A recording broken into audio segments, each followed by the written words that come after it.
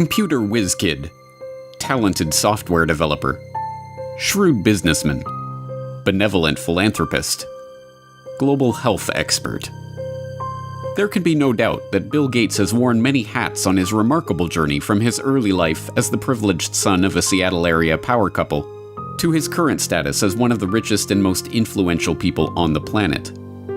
But as we have seen in our exploration of Gates' rise as unelected global health czar and population control advocate, the question of who Bill Gates really is no mere philosophical pursuit. Given that we are currently living through a crisis that has been predicted by Bill Gates, which is triggering a response from the global health organizations that the Bill and Melinda Gates Foundation has bankrolled, and driving us toward a vaccination and biometric ID solution which Bill Gates has been working on for years, the answer to the question, who is Bill Gates, is quickly becoming one of the most important questions of our lives. That answer will not only tell us about the world that we are living in, but about the one that we are being thrust into, and how we can avoid it. Today we will attempt to answer that question as we examine the motives, the ideology, and the connections of this man who has been so instrumental in shaping the post-coronavirus world. Meet Bill Gates. You're tuned into the Corporate Report. So who is Bill Gates? Some argue that he's a genius who leveraged his natural computer savvy into a billion-dollar fortune. You're called a genius, and well, no, I don't think that embarrassed you at all. They call you a genius. Part of your genius is that you are a computer whiz, and the other is that you did have the business acumen to turn it into a working company. Are you a business genius too? Well, I wouldn't say genius. Others insist that he is a visionary who has changed our lives with his foresight and bold imagination. Bill had a vision, and I understand it went back even then, that computing would be ubiquitous. It would be part of all of our lives. And indeed, as you all know, he executed on that vision, and the world today has changed so dramatically, in large part due to the work that Bill has done throughout the years. He has been hailed as a shrewd executive who built the Microsoft empire with his remarkable talent for business. When the biographers and historians write the history of the 20th century, Bill Gates is going to go down as the best businessman of our century, and Microsoft is one of the greatest companies of the 20th century. And he has been praised as a philanthropist who is selflessly devoting his wealth to improving the lives of people around the world. Bill, even your harshest critic would have to admit that your philanthropy work is, planet-shaking, incredible, and could be, if you make it a second act, so amazing that it would dwarf what you've actually done at Microsoft.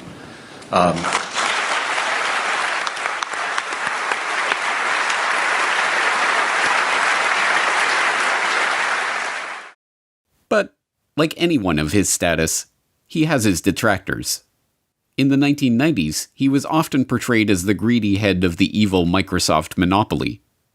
Bill Gates isn't content with his Windows system running just a few PCs. He wants it to run the world, spreading like a computer virus into our faxes, our phones, our TV sets, and yes, even our toasters. But in the age of the coronavirus crisis, he is most often treated like some sort of epidemiologist or leading health researcher. Back here with us once again to talk about this, as well as testing, treatments, and more, Bill Gates, co-chair of the Bill and Melinda Gates Foundation. Bill, thanks so much for being back with us. It's been a little over a month since you were here, and at that time, you said the U.S. had not hit its peak. So at this point, do you think we have peaked, and where do you think we are right now in kind of the arc of the pandemic? But in truth, none of these perspectives are accurate. Microsoft's big break famously came from a deal to provide software for IBM as they moved into the personal computer market. But the deal was not the result of Gates' technical genius or amazing business acumen. As has been quietly admitted by IBM executives in the years since, Microsoft was given their shot at the chance to work with Big Blue as a result of Gates' mother's relationship with IBM CEO John Opel. You remember your partnership of IBM and Bill Gates. How did it break up? I do remember very well, actually. Bill Gates, at the beginning of our relationship with him, was living on pizza and Pepsi-Cola in Albuquerque, New Mexico. And his mother happened to be on the United Way board with our chairman and asked our chairman to help him. And when the chairman comes in and tells you to go help this kid, 900 people get on the plane Monday morning and they all go down to try to help Bill Gates. So I don't see Bill Gates as this great creative person. I see him as an opportunist. And in fact, in those days, there was a lot of sharing of software code. People gave it away. In Silicon Valley, they would share everything. He came in and he tried to control everything and put a price on it. Computer historians have long known how the basis for what became MS-DOS was not Bill Gates' brilliant imagination, but QDOS, a quick and dirty operating system that had been thrown together by Tim Patterson, a worker at Seattle Computer Products, as a placeholder until he could sell the proper operating system to his customers. And as even Gates himself admitted, the breakthrough graphical user interface that became the basis for Windows was ripped off from the researchers at the Xerox Palo Alto Research Center. As Bill would say after Apple unsuccessfully sued Microsoft for copyright infringement over Windows GUI, "Hey, Steve, just because you broke into Xerox's house before I did and took the TV doesn't mean I can't go in later and take the stereo." And, as Gates also admits, it is not a spirit of selfless generosity that motivates his interest in vaccines and other lucrative health interventions. I'd like to talk to you about your approach to vaccinations. You wrote something recently, and like you always do, you kind of looked at the problem from a scientific and business perspective on things. You've invested $10 billion in vaccinations over the last 2 decades, and you figured out the return on investment for that, and it kind of stunned me. Can you walk us through the math? We see a phenomenal track record. It's been $100 billion overall that the world's put in. Our foundation is a bit more than $10 billion. But we feel there's been over a 20-to-1 return. So if you just look at the economic benefits, that's a pretty strong number compared to anything else. As we have seen, Gates' philanthropic investment scheme has paid off well, with his $50 billion net worth having ballooned to over $100 billion after his decade of altruism in the vaccine market. As critics of his foundation have repeatedly pointed out, the 9 million people who die every year of hunger would be best served by securing food supplies, running water, and other basic necessities, not costly medical interventions for rare diseases. But there is no return on investment to be made from that kind of charity. No, this is not about charity. It is about control. The population control grid that Gates has been quietly funding into existence for the past decade, a biometric identification system tied to a digital payments infrastructure that will be used to track, catalog, and control every movement, every transaction, and every interaction of every citizen, is just now coming into view. But the real question is, why is he doing this? What drives a man like Bill Gates, a man rich beyond the wildest dreams of avarice, to spend his time and invest his fortune in schemes to control the population? To find the answer to that question, we have to examine Gates' family background. Bill Gates, it should not be surprising to learn, was born into money. His great-grandfather, J.W. Maxwell, was the president of National City Bank in Seattle. His grandfather, Willard, was also a banker, and his grandmother, Adele, a prominent Seattle civic leader. Bill Gates' mother, Mary Maxwell Gates, was a scion of the Maxwell banking family and, by all accounts, as hard-driving as her forebears. She served as a director of several companies, including First Interstate Bancorp and KIRO-TV of Seattle. She served as a regent at the University of Washington, and she was appointed to the board of the United Way of America, where, as we have seen, she persuaded IBM CEO John Opel to help her son in his fledgling software development career. Bill's father, William H. Gates Sr., was a prominent Seattle area lawyer. He co-founded a powerful law and lobbying firm, helped Howard Schultz in his bid to buy Starbucks, served on the boards of numerous companies and organizations, and, along the way, had a profound influence on his son's life and career. My dad was large presence, both physically and in terms of his wisdom. He worked very hard, so he'd leave in the mornings, often before we had breakfast, and get home in time for dinner. I always looked up to my dad in terms of how hard he worked. At the dinner table, my dad would go through various lawsuits and expect us to follow along. He had high expectations. The young Bill Gates, technically William H. Gates III, although his card-playing family dubbed him Trey, learned much from his parents. From his mother's banking family, he inherited a nose for the dollar, as one childhood friend's father called it. From his hard-driving, legal-minded father, he learned the value of legalizing business arrangements. As a child, he even had a legal contract drawn up to grant him the use of his older sister's baseball mitt. These traits would not earn him many friends, but they served him well as he began to bring order to the anarchic software development community of the 1970s. At that time, software for the brand new personal computer market was the realm of computer hobbyists, people whose excitement about the microcomputer revolution and love of engineering and problem-solving led them to develop and share code freely with each other. But this was no good for the young Bill Gates, who, even before Microsoft was off the ground, was already dreaming of commoditizing this hobby and turning it into the basis of a business empire. In 1976, with the ink still wet on Microsoft's first contract with Micro Instrumentation and Telemetry Systems of Albuquerque, New Mexico, the then 21-year-old Gates wrote an open letter to hobbyists, excoriating the early computer enthusiasts who represented his main market for sharing Microsoft's code for Altair Basic. As the majority of hobbyists must be aware, most of you steal your software. Hardware must be paid for, but software is something to share. Who cares if the people who worked on it get paid? Is this fair? The royalty paid to us, the manual, the tape, and the overhead make it a break-even operation. One thing you do is prevent good software from being written. Who can afford to do professional work for nothing? What hobbyist can put 3 man-years into programming, finding all bugs, documenting his product, and distribute for free? The fact is, no one besides us has invested a lot of money in hobby software.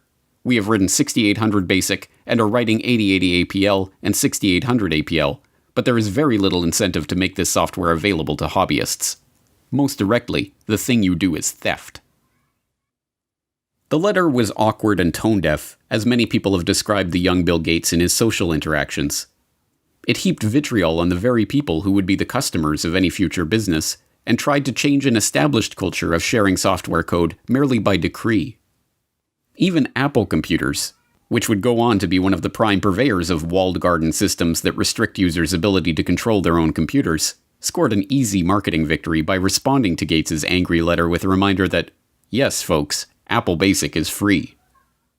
But the gauntlet was thrown down, and Gates would have his way.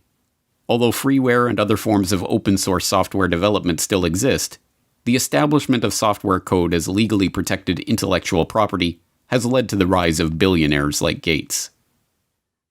A nose for the dollar and a knowledge of how to use the legal system to get what you want were not the only things to emerge from Bill Gates' childhood, however.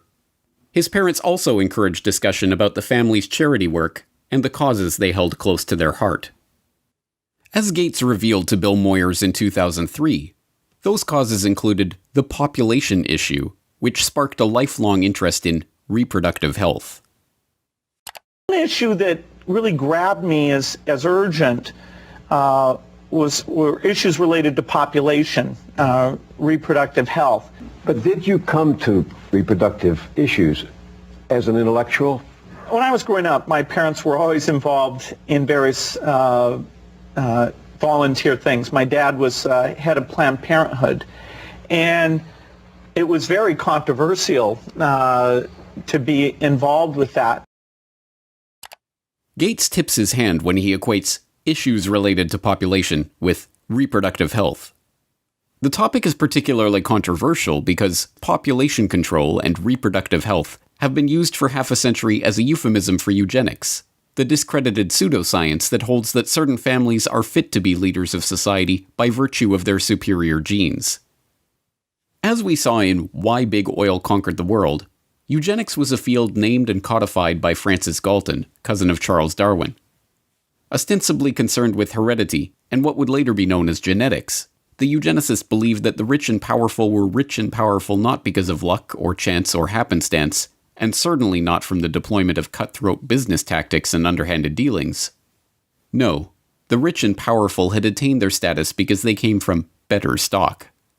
Conversely, the poor were poor because of their defective germplasm.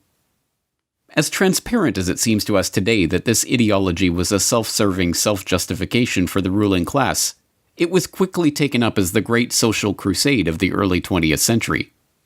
From Teddy Roosevelt to H.G. Wells to Julian Huxley to Winston Churchill, there was widespread support for the eugenicist notion that society must strive to make sure that the rich and well-born breed as much as possible, and the poor, infirm, and feeble-minded be prevented from having children. A common eugenicist argument was that the scarce resources of society should not be used to support the lower classes, as that only encouraged more of their kind. Instead, life-saving medical care and intervention should be rationed so that those resources can be best put to use elsewhere. So-called negative eugenicists even took things further, with some, like famed playwright George Bernard Shaw, calling for people to be called before a state-appointed board to justify their existence or be put to death. But there are an extraordinary number of people whom I want to kill. Not in any unkind or personal spirit, but it must be evident to all of you, you must all know half a dozen people at least, who are no use in this world, who are more trouble than they are worth. And I think it would be a good thing to make everybody come before a properly appointed board, just as he might come before the income tax commissioners, and say every 5 years or every 7 years, just put him there and say, "Sir or Madam, now will you be kind enough to justify your existence?" But in the post-World War II era, as the name of eugenics became tarred by association with the Nazi atrocities, the talk of death panels and other harsh eugenicist notions was dropped from public conversation. Now, the quest to reduce the size of the poor population was spoken of as population control and reproductive health. Still, occasionally, these old negative eugenics ideas are revisited in moments of candor. You're raising tuitions at the University of California as rapidly as they can, and so the access that used to be available to the middle class or whatever is just rapidly going away. That's a trade-off society is making because of very, very high medical costs and a lack of willingness to say, is spending $1 million on that last 3 months of life for that patient, would it be better not to lay off those 10 teachers and to make that trade-off in medical costs? But that's called the death panel, and you're not supposed to have that discussion. It is worth questioning why this man, who openly muses about death panels and the trade-offs of providing healthcare to the elderly, is to be taken completely at face value in his attempts to slow population growth in the Third World, or to handle a coronavirus health crisis that primarily affects the elderly. That the Gates agenda is being driven by a eugenicist ideology is suggested by multiple lines of evidence, both historical and current. As we have also seen in Why Big Oil Conquered the World, the Rockefeller family was instrumental in funding and promoting eugenics, both in America and overseas. The Rockefellers helped fund the Eugenics Record Office. The founding director of the Rockefeller Institute for Medical Research, William Welch, sat on the ERO's board and helped direct its activities. The Rockefellers sponsored the studies of the eugenics researchers at the Kaiser Wilhelm Institutes in Germany, including Ernst Rudin, who would go on to draft Nazi Germany's forced sterilization law. And, when the American Eugenics Society became embarrassed of its own name, its longtime director, Frederick Osborne, merely took over as president of the Rockefeller-founded Population Council. This dedication to the cause of public health did not escape the approving gaze of Bill Gates Sr. In a chapter of his 2009 book, Showing Up for Life, called Walking with Giants, he writes admiringly of the Rockefellers and their influence in the field. Every corner we've turned in the field of global health, we've found that the Rockefellers were already there and had been there for years. When we committed to childhood immunization, we found ourselves building on efforts the Rockefeller Foundation had helped launch and fund in the 1980s. When we became interested in fighting malaria and tuberculosis, we learned that the Rockefellers had been studying the prevention and treatment of such diseases around the globe for, in some cases, as long as 100 years. A similar dynamic held true in the case of HIV/AIDS. A lesson we learned from studying and working with the Rockefellers is that to succeed in pursuing audacious goals, you need like-minded partners with whom to collaborate. And we learned that such goals are not prizes claimed by the short-winded. The Rockefellers stay with tough problems for generations. As Gates Sr. suggests, it is by working with like-minded partners that such great achievements in the field of global health can be made. For the Gates, these like-minded partners include the Rockefellers themselves. Bill Gates Sr. got to discuss global health, agriculture, and environment with the likes of David Rockefeller Sr. and David Rockefeller Jr. at a meeting on Philanthropy in a Global Century at Rockefeller University campus in 2000. And Bill Gates, as we have seen, co-hosted a meeting on reducing the population with David Rockefeller in 2009. But the most salacious hints of a deeper agenda are not to be found in the Gates' public associations, but in the associations that they have tried to hide from the public. Jeffrey Epstein may be dead, but this story isn't. A shocking new report from the New York Times sheds light on the connection between Microsoft founder Bill Gates and the late Jeffrey Epstein. After Gates' name came up in connection with Epstein and MIT Media Lab, Gates gave a statement to the Wall Street Journal where he insisted he did not have any business relationship or friendship with Epstein. But new reporting from the New York Times outlines numerous meetings between Gates and Epstein and a conversation with Bill and Melinda Gates' foundation, a connection between their foundation and J.P. Morgan to set up a charitable fund that would financially benefit Epstein. You know what I want to know? Why? Beginning in August of last year, a string of information connecting Bill Gates to convicted sex offender Jeffrey Epstein began to emerge. Flight logs revealed that Gates had flown on Jeffrey Epstein's private jet. An email surfaced showing disgraced MIT Media Lab director Joy Ito, who resigned from his position after it was discovered that he had helped cover up Jeffrey Epstein's identity as an anonymous donor to the lab, informing his staff that a $2 million donation to the lab in 2014 was a gift from Bill Gates, directed by Jeffrey Epstein. As the story gained momentum, Gates tried to downplay the relationship, with a Gates spokesperson protesting that Gates didn't know it was Epstein's plane, and Gates himself insisting that, "I didn't have any business relationship or friendship with Epstein." This was immediately contradicted by the New York Times, who reported in October of 2012 that Gates had in fact met with Epstein on multiple occasions, even going so far as to discuss the creation of a multi-billion-dollar charitable fund with seed money from the Bill and Melinda Gates Foundation and J.P. Morgan Chase. According to the Times, Gates emailed his colleagues about Epstein in 2011. "His lifestyle is very different and kind of intriguing, although it would not work for me." Epstein's will even named Boris Nikolic, a Harvard-trained immunologist who served as the chief scientific advisor to both Microsoft and the Bill and Melinda Gates Foundation, and who appears in the sole publicly known photo of Epstein and Gates' 2011 meeting at Epstein's Manhattan mansion, as the backup executor of Epstein's estate. It is not difficult to see why Gates would try to distance himself from his relationship with a child sex trafficker. Epstein, after all, is suspected of ensnaring high-ranking politicians, businessmen, and even royalty in an intelligence-directed honeypot operation, recording them in the act of sexually abusing underage girls and using that evidence as blackmail. But, as it turns out, the attempt to suppress the Gates-Epstein story may have been an attempt to suppress the revelation of an altogether different shared interest. Sources say several accusers have come forward in New Mexico, where Epstein owns a sprawling ranch.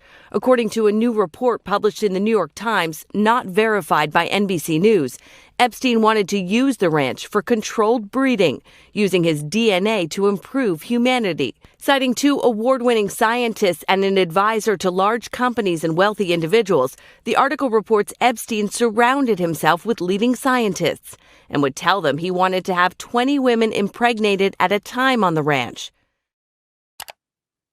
The already scarcely believable Jeffrey Epstein story took another bizarre turn in August of 2019, when it was reported that Epstein hoped to seed the human race with his DNA.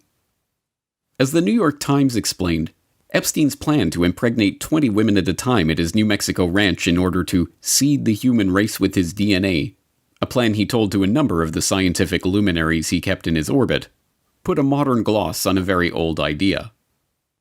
Mr. Epstein's vision reflected his long-standing fascination with what has become known as transhumanism, the science of improving the human population through technologies like genetic engineering and artificial intelligence. Critics have likened transhumanism to a modern-day version of eugenics, the discredited field of improving the human race through controlled breeding. Epstein's interest in genetics led him to sponsor a number of scientists working in the field, including George Church, a Harvard geneticist whose lab received funding from Epstein's foundation from 2005 to 2007 for cutting-edge science. Church publicly apologized for his connection to Epstein, which included several meetings a year from 2014 onward. This was neither the first nor the last time that this unassuming Harvard biologist, whose cutting-edge science often strays into controversial areas, caused a public scandal.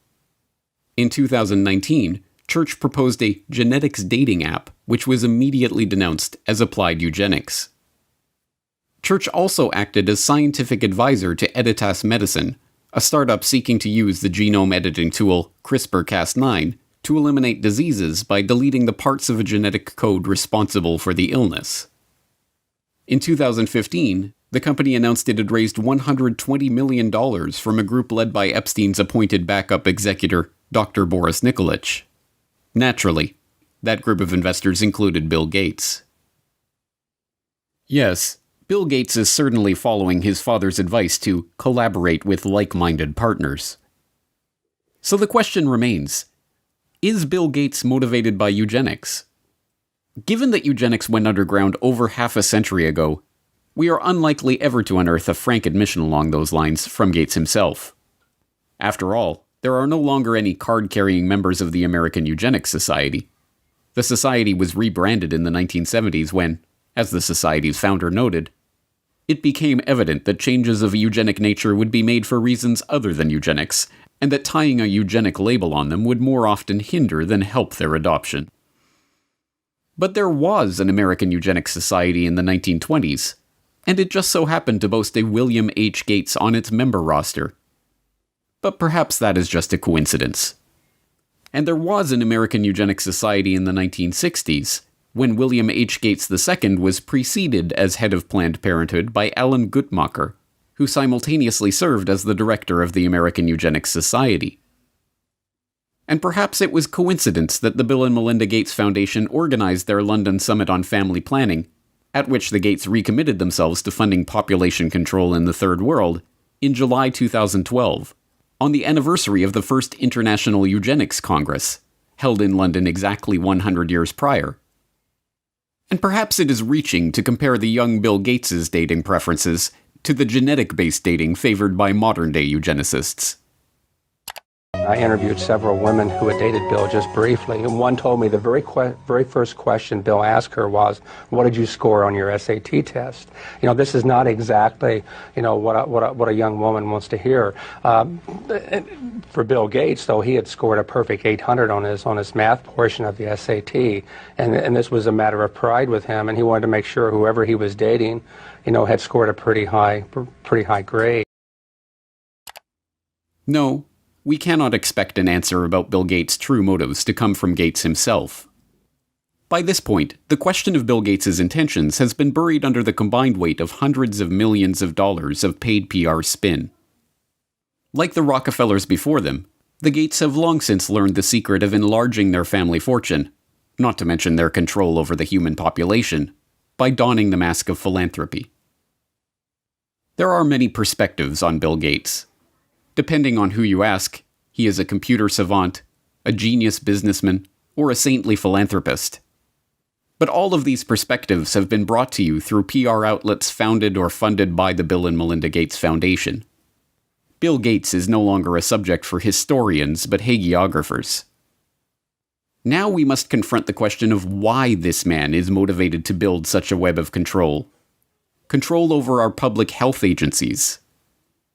And for all 193 member states, You must make vaccines a high priority in your health systems to ensure that all your children have access to existing vaccines now and to the new vaccines that have recently become available. Control over our identities. And the lack of an ID system is a problem, not just for the payment system, but also for voting and health and education and taxation. And so it's a wonderful thing to go in and create a broad identification system. Control over our transactions. Once financial flows go underground, where you have lots of legitimate transactions mixed in with the ones you want to track, and once they're going over a digital system that the U.S. has no connection to, it's far more difficult to find the transactions that you want to be aware of or that you want to block. And even control over our bodies. But we're going to have this intermediate period of opening up, and it won't be normal until we get an amazing vaccine to the entire world. We must confront the possibility that this quest for control comes not from a selfless spirit of generosity that never seemed to exist before he became a multi-billionaire, but from the same drive for money, the same desire for domination, and the same sense of superiority that motivated him on his way up the corporate ladder. But if the answer to the question, who is Bill Gates, is Bill Gates is a eugenicist, that tells us some important things about the world that we are living in. It tells us that Gates is deceiving the public into supporting his takeover of the world with a false front of philanthropy. It tells us that the goal of the Gates, like the goal of the Rockefellers before them, is not to improve the world for humankind, but to improve the world for their kind. And most importantly, it tells us that Bill Gates is no comic book supervillain, single-handedly directing all of the chaos that is unfolding in the world or single-handedly bringing his own order to that chaos. No, if Bill Gates is a eugenicist, driven by a belief in the superiority of himself and his fellow wealthy elitists, then what we are facing is not one man, or even one family, but an ideology. This is not a trivial point. One man, whatever his wealth, can be stopped easily enough. But even if Bill Gates were to be thrown in jail tomorrow, the agenda that has already been set in motion would continue without missing a beat. An entire infrastructure of researchers, labs, corporations, governmental agencies, and public health bodies exists, funded more often than not by Gates, but driven by the belief of all those millions of people working for these various entities that they are truly working in the best interest of the people. No, an ideology cannot be stopped by stopping one man. It can only be stopped when enough people learn the truth about this agenda and the world of total, pervasive control that is coming into view. If you have watched all 4 parts of this exploration on Bill Gates, then you are now one of the most informed people on the planet about the true nature of this agenda. You have seen how the takeover of public health has been used to railroad the world into a headlong rush toward mandatory vaccinations, biometric identification, and digital payments. You have seen how the pieces of this puzzle fit together, and how they represent a far greater threat to the future of humanity than any virus. Here is the good news. Armed with this information, you have the antidote to the scourge of this eugenicist ideology. The truth is that ideologies are viruses of the mind. They spread from person to person, infecting them with ideas that can lead to a disease of the body politic. But here is the even greater truth. Inoculations do work. Inoculations of truth against the lies of those spreading their poisonous ideology. If you have made it this far, it is incumbent on you to help inoculate those around you against the corrupt ideology of Bill Gates and all those who seek to control the population of the world. You must help to spread this information so that others have a chance to see the bigger picture and decide for themselves whether they are willing to roll up their sleeves and accept what is coming or not. But time is not on our side. Even as we speak, mass vaccination campaigns are being prepared. We are already building our plans to vaccinate the whole city of Chicago and working with others across the region on a major plan for this. We've bought syringes, we've bought cold boxes, we've planned out locations. biometric identification schemes and immunity passports are already being rolled out. And so while we started with travel at our core, we're a biometric secure identity platform where it's always been about attaching your identity to your boarding pass at the airport, or your ticket to get into a sports stadium, or your credit card to buy a beer. And so now with the launch of Clear Health Pass, it's about attaching your identity to your COVID-related health insights for employers, for employees, for customers. Programs for tracking, tracing, and surveilling the entire population are already being beta tested. Today we are launching another useful tool that can supplement the critical detective work we are conducting in public health. Alberta Trace Together is a voluntary, secure, mobile contact tracing application to help prevent the spread of COVID-19. And the digital payment infrastructure, the system of financial exclusion that will allow governments to turn off our access to the economy at will, is being put into place.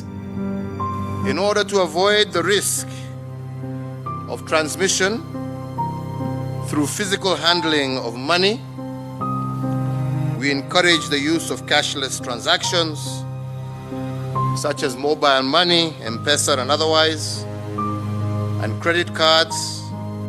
People are using touchless payment systems much more than they're using cash, both because we're not interacting with people directly as much anymore, and also because cash is kind of skeezy. We must spread the word about the dark nature of this population control agenda to as many people as we can, before our ability to speak out against this agenda is taken away for good. Thanks to the likes of Bill Gates, the virus of this population control agenda is already here. It is threatening to crash the system as we've known it. But if Bill Gates has taught us anything, Applications like Word and Excel. it's how to deal with a virus. It's time for a hard reset.